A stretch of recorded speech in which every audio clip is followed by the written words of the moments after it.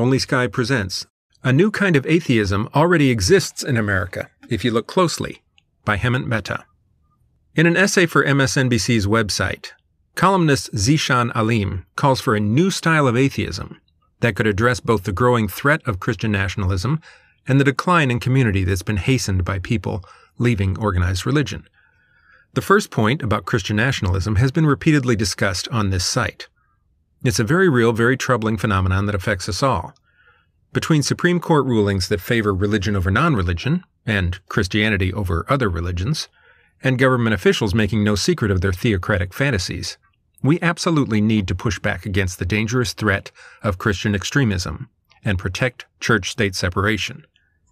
The second point deserves elaboration, and here's what Aleem writes about why the fall of organized religion is bad for society. There has been an accelerating American drift away from organized religion, and most often toward nothing in particular. A rapidly increasing share of Americans are detaching from religious communities that provide purpose and forums for moral contemplation, and not necessarily finding anything in their stead. They're dropping out of church, and survey data suggests they're disproportionately likely to be checked out from civic life.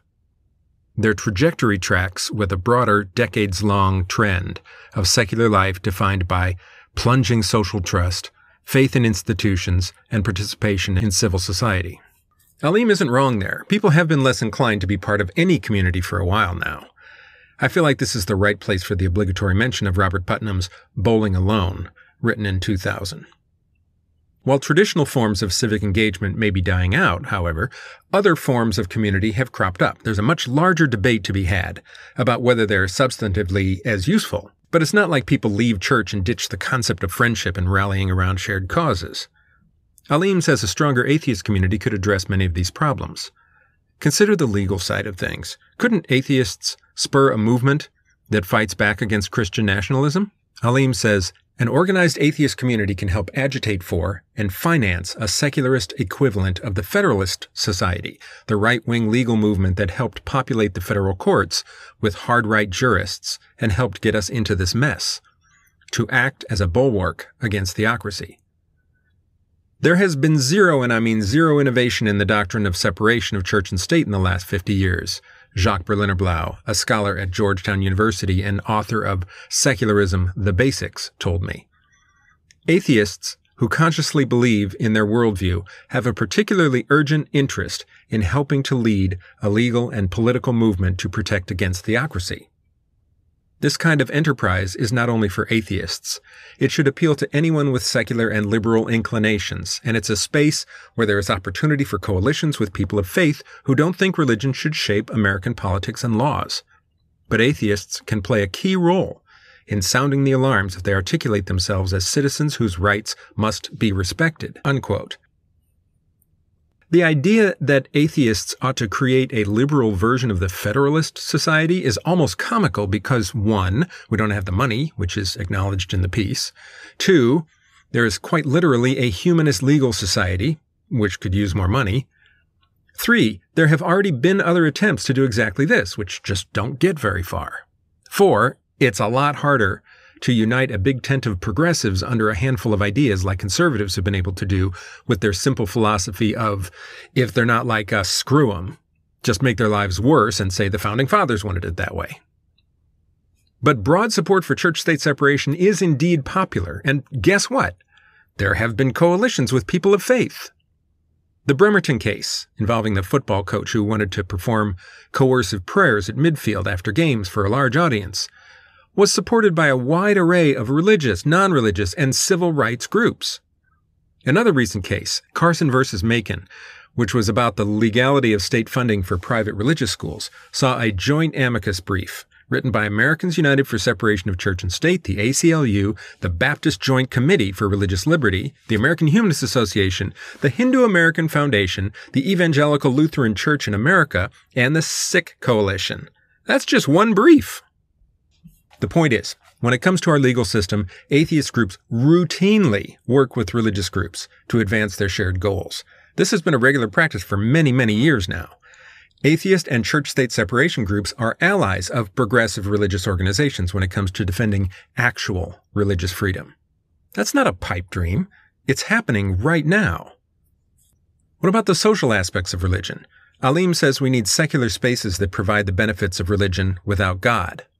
Quote, by putting together study groups, communities for secular meditation, and elucidating the meaning and joys of atheism without spewing venom toward all religion, atheists can build spaces for religion-skeptical people to find purpose, think about ethics, form community, and consider more carefully how to build a better society. Atheists should create deliberate communities, and this can take many forms. For example, study groups for pursuing the great questions of existence by reading works of literature, philosophy, and, yes, even religious texts. Atheists should form secular meditation groups, or explore something else that allows for contemplation if it's not their cup of tea.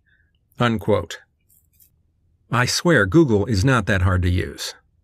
Anyone who's paid attention to the world of organized religion for the past 2 decades undoubtedly knows that there have been attempts to do all of this. Many of them are still ongoing. For a while, atheist, quote, churches like Sunday Assembly and Oasis received lots of media coverage, and several of these groups continue attracting lots of people.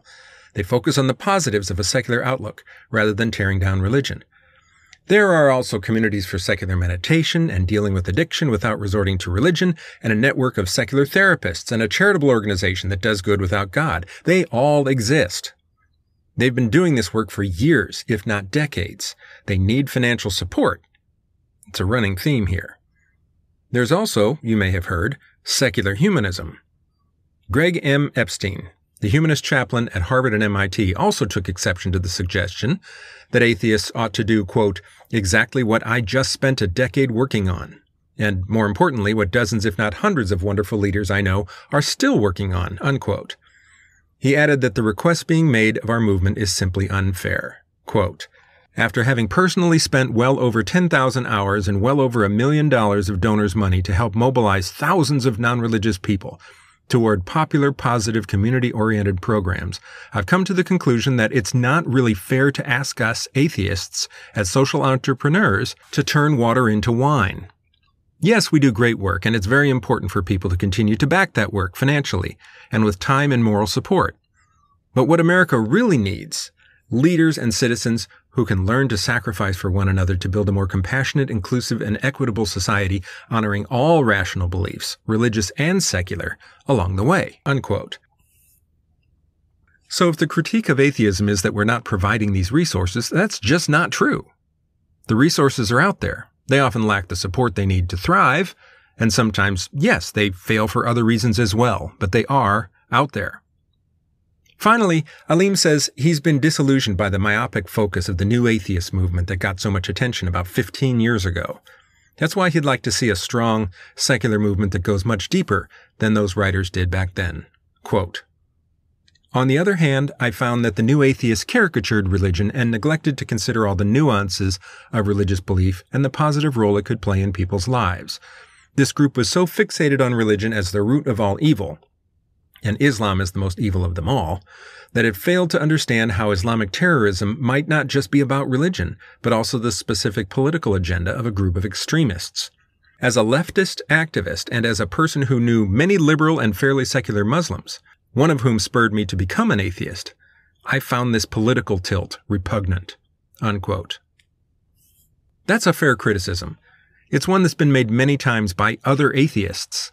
But had Aleem explored the national organizations that serve atheists, he would have found secular leaders who don't take their cues from the likes of Dawkins, Hitchens, Harris, etc.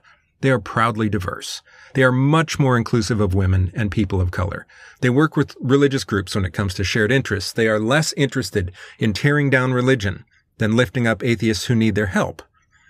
If you don't know the names of the people running these groups, that's because the movement in general is far less centralized around a handful of figureheads than it used to be, and that's a good thing. In short, Aleem's concerns are warranted, but it's not like they're being ignored. The work has been happening, and speaking with the people who do that work, instead of two philosophers who appear to pay no attention to it, would have revealed that. This is a production of Only Sky Media, exploring the whole human experience from a secular perspective. Like and subscribe to see more content like this, and visit us online at onlysky.media. Thanks.